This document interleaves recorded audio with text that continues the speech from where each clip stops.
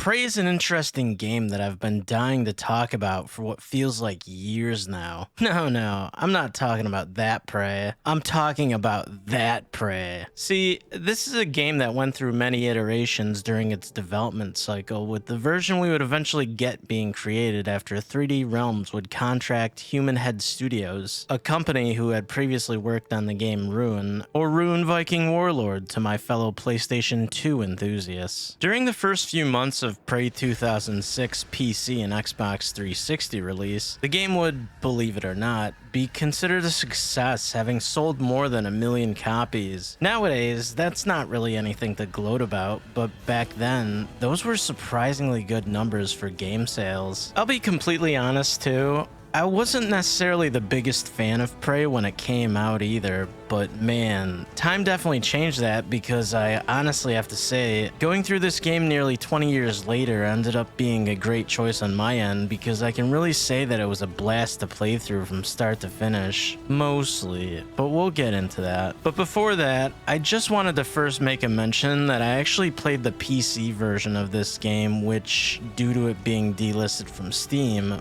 was easier said than done. Big thanks to the people selling keys on eBay. So anyways, now that all that is out of the way, let's just dive right in, shall we? The story of Prey 2006 revolves around this dude Tommy. What are you looking at?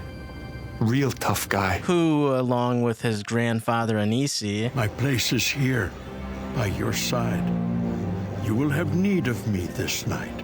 Sure, whatever. and girlfriend Jen, Last call, boys.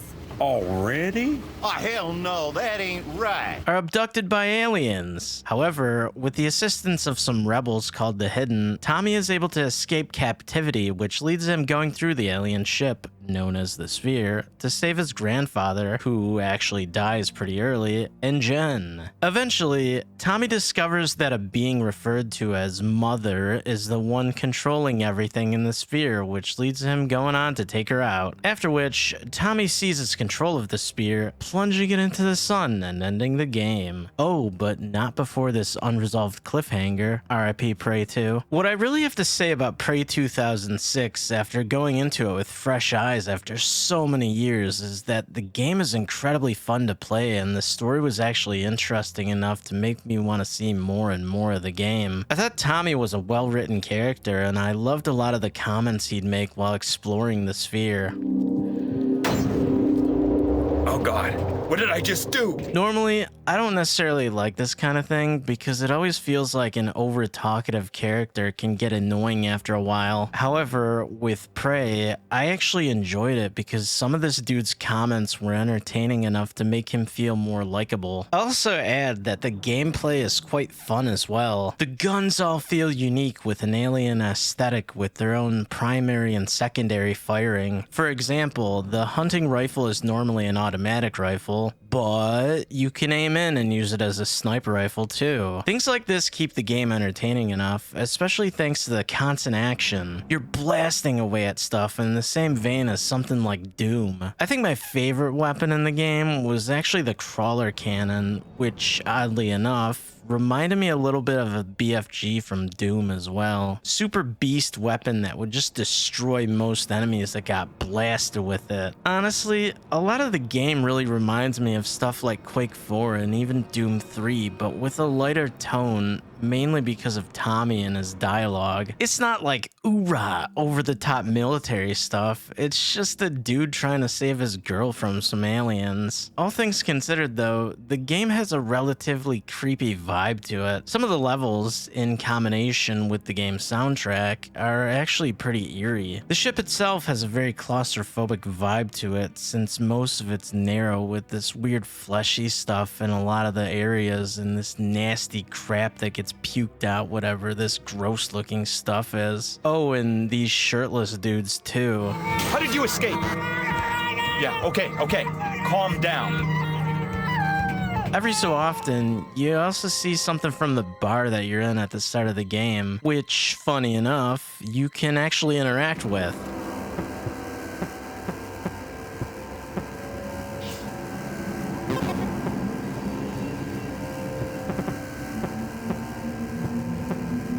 Or you hear like a radio broadcast taking callers.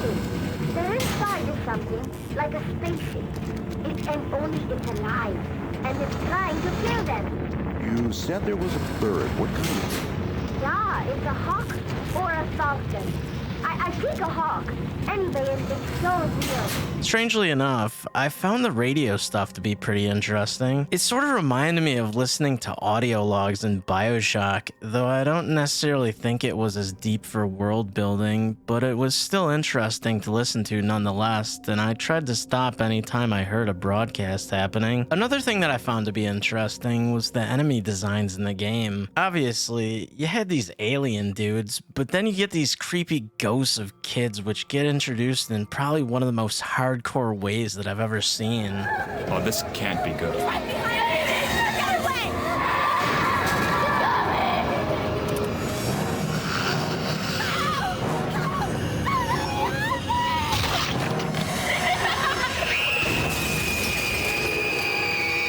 Bro, when I saw this, I couldn't believe it. I'm like, damn, son, that's pretty brutal. Oh, and when you actually have to deal with fighting a bunch of them. This is creeping me out.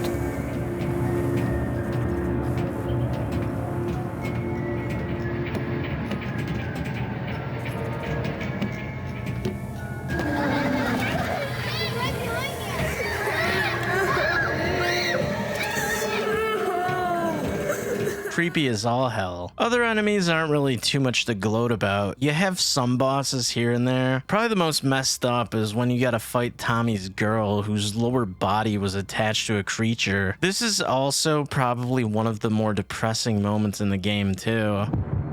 Oh, Jen.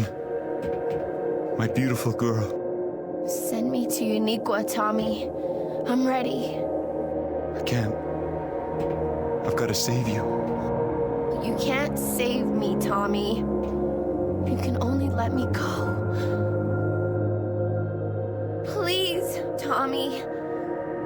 Let me go.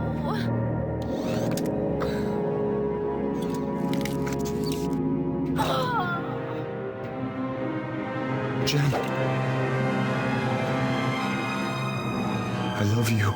Very tragic indeed. Now here's where things might get a little ranty. Normally I try to toss out any complaints that I had with the game before my outro, but I think I'm just gonna air them out right here. So with the level design, you have a lot of really short areas that you can just kind of go through. It's fast paced and everything, but some levels can be relatively confusing. This is mainly due to things like these portals. Honestly, some of these are absolutely sickening. It's not like the game Portal where you can just shoot some portals on stuff and hop right in. These things will appear at set locations. This can get really disorienting and become incredibly confusing at times, especially since there's points where it might put you on like a ceiling or a wall. I think I spent like 5 or 6 hours going through the campaign, and I feel like most of the time playing was just me being lost, stumbling around with stuff like the spirit walk, or going up walls and wondering where I'm actually supposed to go, or even if I'm going the right way in the first place. Oh yeah, the spirit walk stuff. So basically, Tommy can do this out-of-body spirit walk thing that you use to solve puzzles and stuff. You might see something that you can't actually get to unless you perform the spirit walk to find a path forward. It's a neat idea,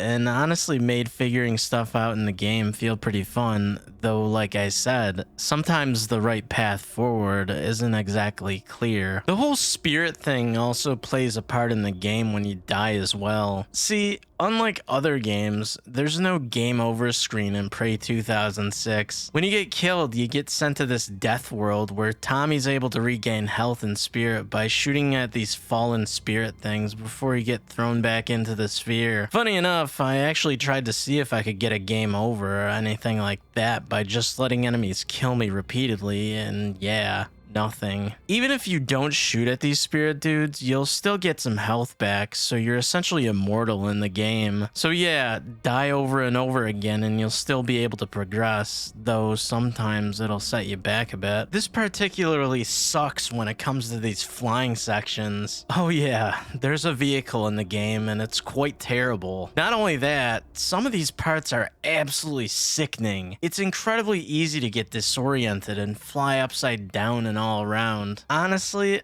I tend to get motion sickness pretty bad, and this game's vehicle parts were able to do the trick to the point where I found them to be nauseating enough for me to have to take breaks since I couldn't handle playing the game in one long session despite its short length. Remember when I said the game was mostly fun earlier? Yeah, this is why. It's because flying this thing is so freaking terrible that any enjoyment I was getting from the game was immediately sapped anytime I had to control one of these things. Absolutely terrible. And to make things worse, there are a lot of levels with them too. I'm not even kidding. After I went through one of the flying stages, I thought to myself, thank God this is over. And then I got to experience it again and again and again. Like, bro, absolutely horrid. While I'm here talking about motion sickness and stuff too, dude, what is with games that have these sickening crouch walk head bobs? This game has one of the worst that I've seen. It's like Tommy's carrying around a detached head. I mean, thankfully you're not going to be doing too much crouching to see this sort of thing often, but damn. I don't know what the logic behind this was because it's just awful. Luckily, Tommy doesn't really bob too much when he's walking normally, so that's a good save at least. I mean, if he did, this video wouldn't exist. Anyways, that's just about everything I had to say about Prey 2006. It's a surprisingly solid game with a very creepy and fascinating sci-fi atmosphere with a story that I found to be captivating enough to want to see the game through to the end. It's kind of a shame that we never got a follow-up to this game because I think it would have been awesome to see more of Tommy. He was a great character and I think it would have been interesting to see how the events of Prey affected him and how much he evolved from the original game. Kinda sad we'll never see a proper continuation, something that's even less likely with Human Head Studios having closed their doors in 2019. I guess I'd also add that as much as I actually liked a lot of the elements from the Prey reboot that released in 2017, I think that after going through the 2006 version, I'm a little bummed out that a sequel never came to fruition because it could have been awesome. An absolute shame and one of the reasons why I despise cliffhangers. But either way, the original Prey is still a really solid game. It's unfortunate that it's delisted on Steam, but hey, if you have an Xbox 360 laying around, there's plenty of copies on eBay, and I'm sure there's still sellers of Steam keys out there if you don't mind paying to try the game for yourself. It was a fun time and honestly worth experiencing, even all these years later.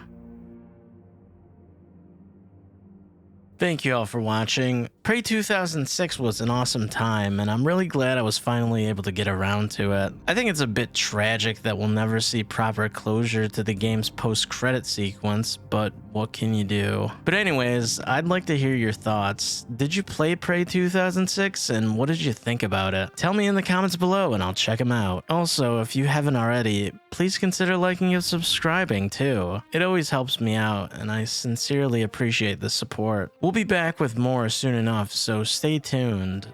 Until next time, peace out.